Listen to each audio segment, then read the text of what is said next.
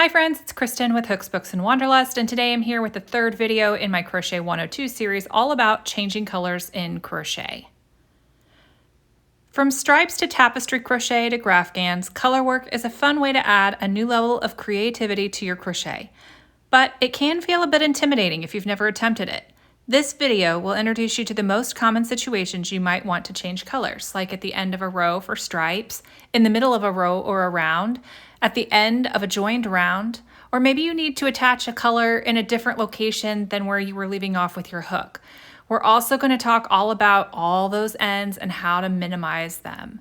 So let's jump to it.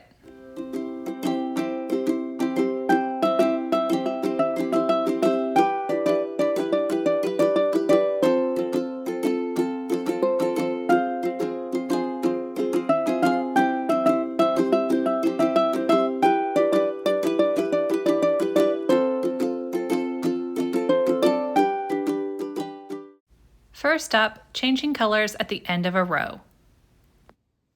When you're working in rows and changing color at the end of your row so that you start a new row with a new color, the trick is to join your yarn before you finish the last stitch of the old color. So here's what I mean by that.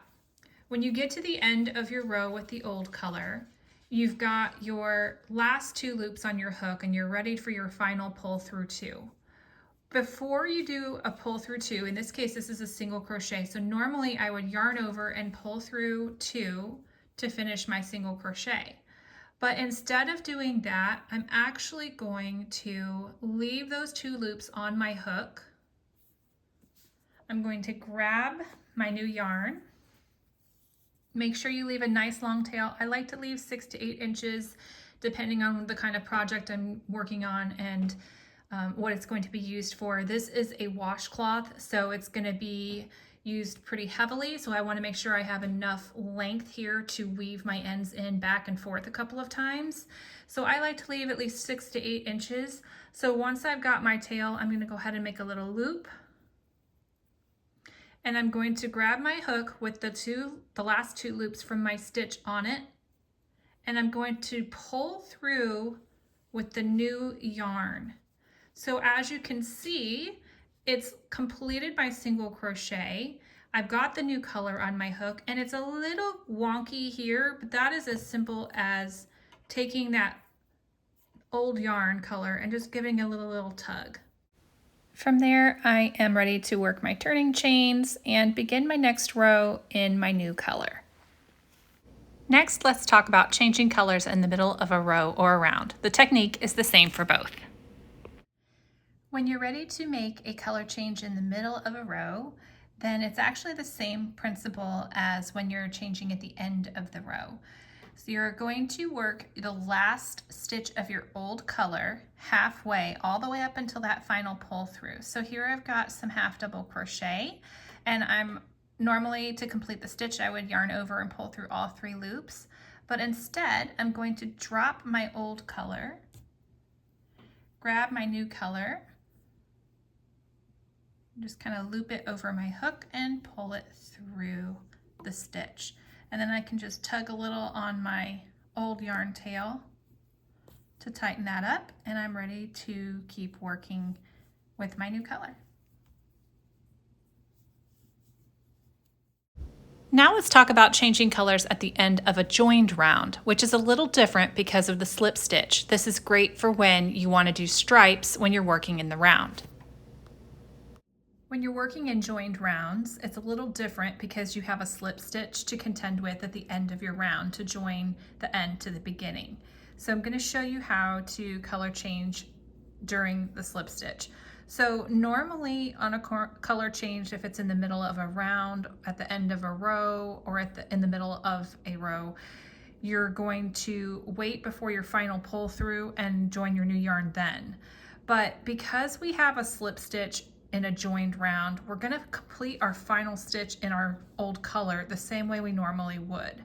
The difference is we're going to drop the yarn, and when we're ready to slip stitch, we're going to pull the new yarn in a loop of new yarn through that first stitch and the working loop on our hook. And then you'll pull everything kind of tight together. And from there, you're ready to start working your next round in your new color. Occasionally, you might have a need to attach a new color in a place that's different from where your old color left off. In that case, use this slip knot attachment method. So whether you are working a granny square or if you just need to attach new yarn, whether it's a new color or the same color to a specific place on your project, here's a quick way to do that. Take your new yarn or your new color, make a slip knot on it, and insert your hook where you need to attach it. In this case, I'm working a granny square, so I'm going to attach at the corner. Tighten this up a bit. And I'm going to pull that through, and then that's it. You chain as you need to for your turning chains, and you are set to go from there.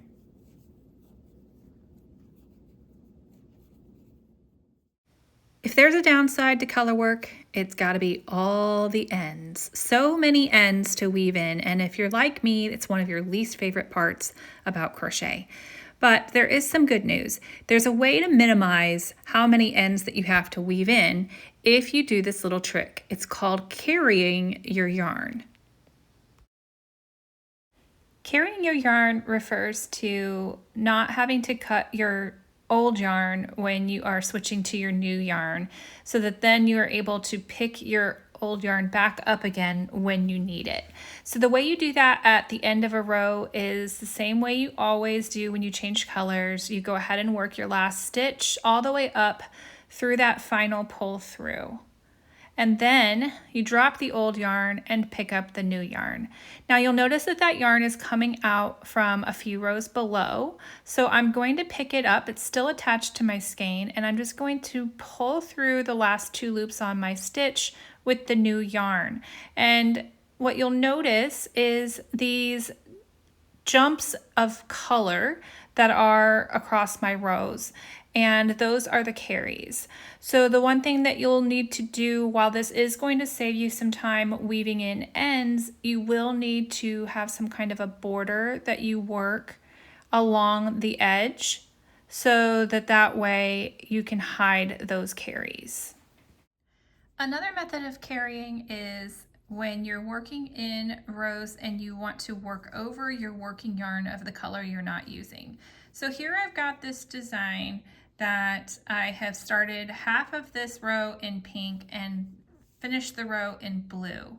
And since my repeat does that in the next row too, I need to be able to pick up that pink. So what I'm going to do is I'm going to finish my blue row the same way I would at the end of any other row for the color change by working the stitch up until that final pull through, drop my old yarn, pick up my new yarn, and finish the stitch with that. And I'm going to go ahead and do my chain 1 and turn it, tug that so that it's nice visually. And now what I'm going to do is I'm going to insert my hook into this first stitch to work it, but I'm going to make sure that I carry this yarn up from its location at the bottom of this row to right along the top of the row that I'm working into. So I'm going to make sure that that yarn of the old color is to the right of my hook when I insert it into that first stitch. And that way it's going to nest the yarn between the stitches, the front and back of the stitch, and it'll cover it. And then I'm just going to do the same thing. Let that yarn sit along the top of my row so that it's nested in my stitch as I work over it.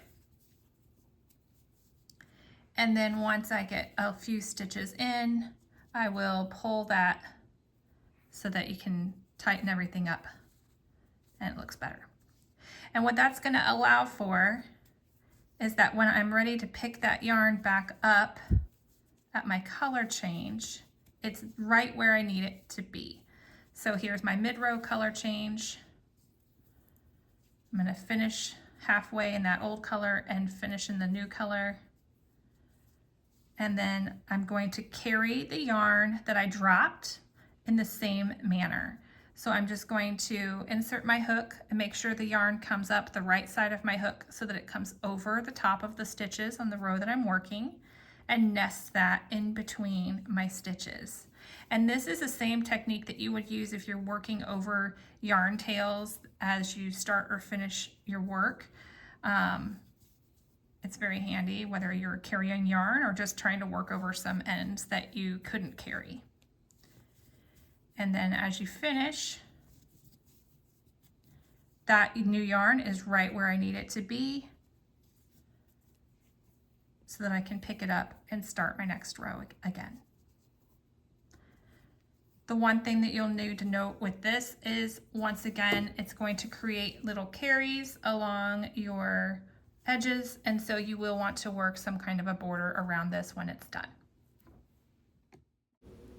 That's it for this video. If you have any questions, as always, drop those in the comments below and I will answer as soon as possible.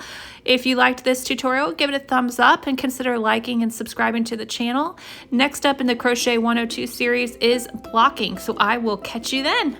Bye!